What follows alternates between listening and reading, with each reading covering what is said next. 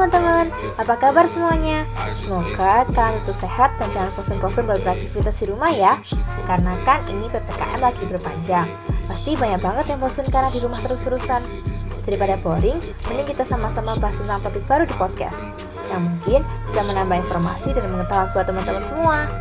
Cel, lo jelasin dong kita mau bahas apa aja di topik yang baru kali ini. Yang pasti topik kali ini beda sama topik kita sebelumnya tentang ketahanan pangan. Kali ini kita bakalan berbicara tentang globalisasi dan modernisasi kehidupan manusia. Pasti seru banget.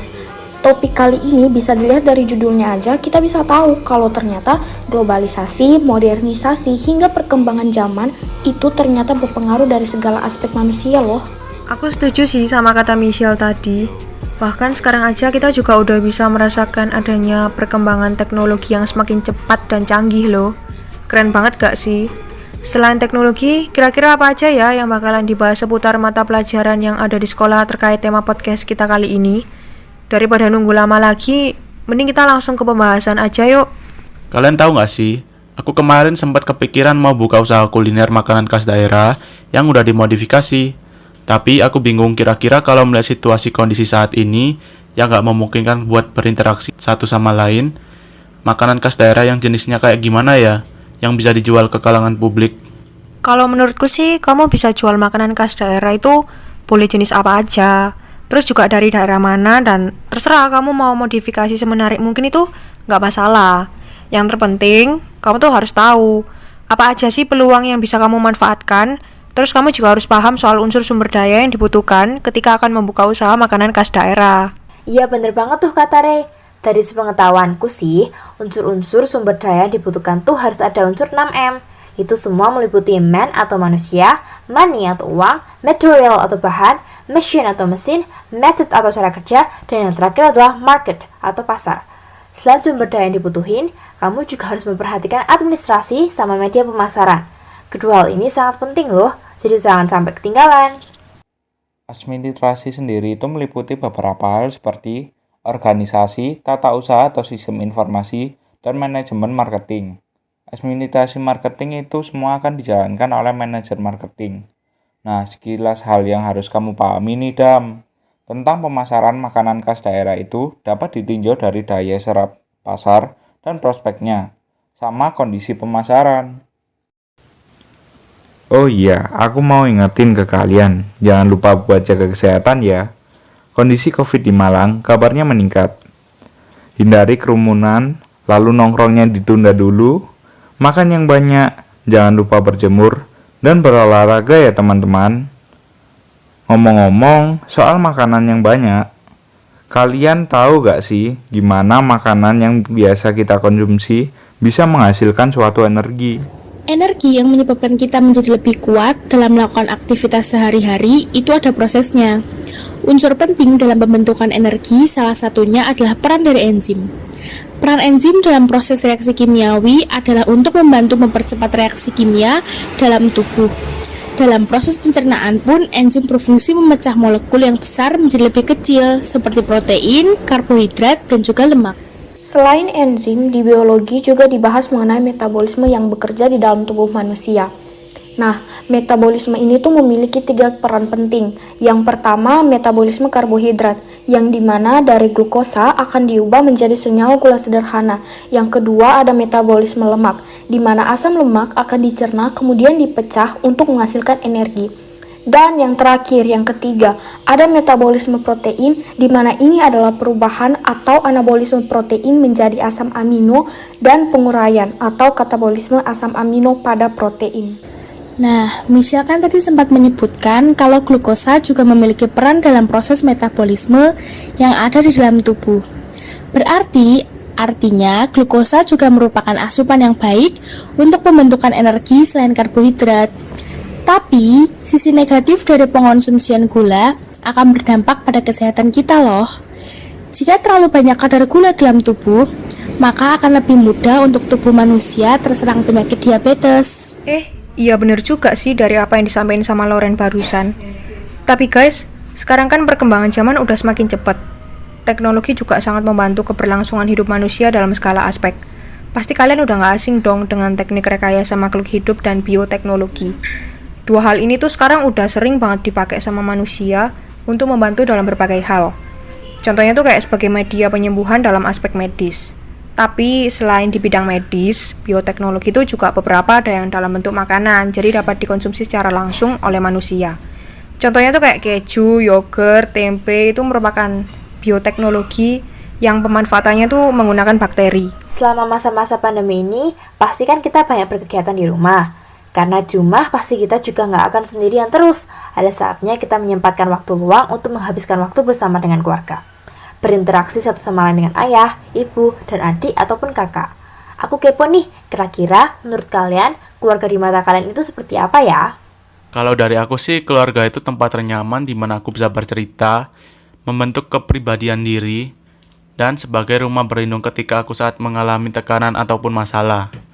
Tapi aku habis searching di internet, ternyata arti keluarga ini juga sudah dijelaskan dalam terangan ajaran iman agama Katolik.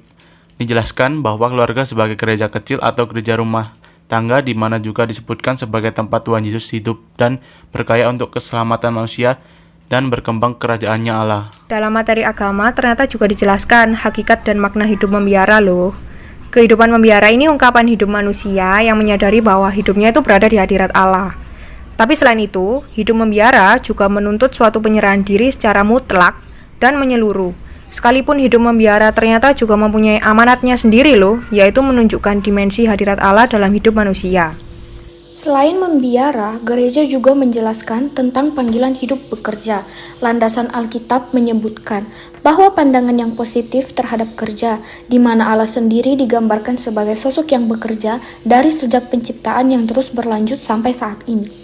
Kerja adalah suatu kewajiban manusia sejak dari mulanya dan bukan sebagai akibat dosa. Tadi aku sekilas sempat dengar Ical bahas tentang bekerja. Aku barusan kepikiran kalau ternyata untuk melamar pekerjaan di sebuah perusahaan harus butuh surat lamaran yang harus kita buat sebelumnya. Dan surat itu nantinya akan diterima oleh pihak yang merekrut kita. Aku sih belum pernah buat surat lamaran pekerjaan. Tapi aku tahu jenis-jenis surat lamaran pekerjaan itu terdiri dari apa aja. Jadi, untuk jenisnya, surat lamaran ini dibedakan menjadi dua, yaitu surat lamaran yang digabungkan dengan riwayat hidup atau yang biasa kita sebut dengan CV. Lalu untuk kedua, ada surat lamaran yang dipisahkan dari riwayat hidup. Bener banget tuh, surat lamaran ini sebenarnya secara umum adalah surat yang dikirim oleh seseorang kepada instansi untuk mencari pekerjaan. Nah, untuk jenis surat lamaran itu ada dua. Seperti apa yang sudah disampaikan sama Rivaldi, unsur-unsur yang dalam surat lamaran itu ada tesis, argumentasi, dan penegasan. Sedangkan fungsi surat ini adalah sebagai alat komunikasi, bahan pertimbangan, dan bukti melamar. Kalian tahu gak bikin surat lamaran kerja dalam bahasa Inggris? Kalau mau bikin surat lamaran kerja dalam bahasa Inggris, yang pertama kita harus tahu dulu fungsi dan fungsi kebahasaannya. Hampir mirip sama surat lamaran dalam bahasa Indonesia sih. Fungsi sosial dari surat lamaran kerja adalah as a written proof when applying for a job, atau sebagai bukti tertulis. Fungsi yang lain as a means of communication, yang artinya sebagai alat komunikasi pelamar dengan penerima kerja.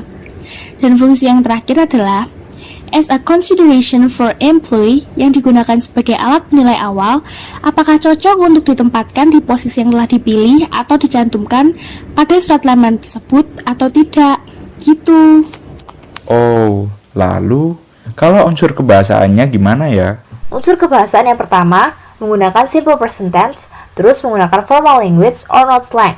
Contohnya, I am, I will, dan I cannot. Better use polite and not even words. Targeted subject line, include the job title and a branding statement. Explain the obvious reason why you are writing an opening statement. Explain your accomplishments which the company may need it to hire you. Write politely, effectively, and communicative. Iya, secara garis besar itu mirip. Tapi secara lebih rincinya, struktur yang pertama itu adalah contact information atau kontak informasi. Biasanya ditulis di bagian header, berisi informasi pelamar dan informasi penerima surat. Struktur yang kedua itu adalah salutation atau salam. Salam ini penting untuk menunjukkan rasa hormat, biasanya menggunakan Dear Mr., Miss atau Mrs. Dan struktur yang ketiga itu adalah body of the paragraph atau badan surat. Nah, aku lanjutin ya. Badan surat biasanya terdiri dari 4 paragraf. Untuk paragraf yang pertama, berisi maksud menulis surat tersebut dan posisi yang diinginkan. Paragraf kedua diisi kualifikasi diri yang biasa menarik pihak perusahaan. Paragraf ketiga biasanya berisi pengetahuan tentang perusahaan serta posisi yang diinginkan, menyebutkan kontribusi yang bisa diberikan. Di paragraf yang terakhir, berisi harapan agar pihak perusahaan bisa menghubungi pelamar untuk tahap yang selanjutnya. Struktur berikutnya adalah closing atau penutupan. Biasanya menggunakan sincerely atau regards. Struktur terakhir adalah signature atau tanda tangan dan disertai nama terang. Oke, kayaknya pembahasan kita di tema 2 tentang globalisasi dan modernisasi cukup sampai sini aja ya. Kita dari tadi udah ngobrol banyak nih, mulai dari pelajaran biologi, agama, PKWU, bahasa Indonesia, dan bahasa Inggris. Semoga dengan semua pembicaraan kita kali ini bisa menjadi informasi tambahan dan dapat menambah ilmu bagi teman-teman yang mendengarkan maupun bagi kita berenam. Bener banget tuh apa yang dikatain Michelle tadi. Kalian mendengarkan podcast kami, jangan lupa untuk selalu menjaga kesehatan ya. Patuhi protokol kesehatan, rajin mencuci tangan, hindari kerumunan, dan kurangi mobilitas.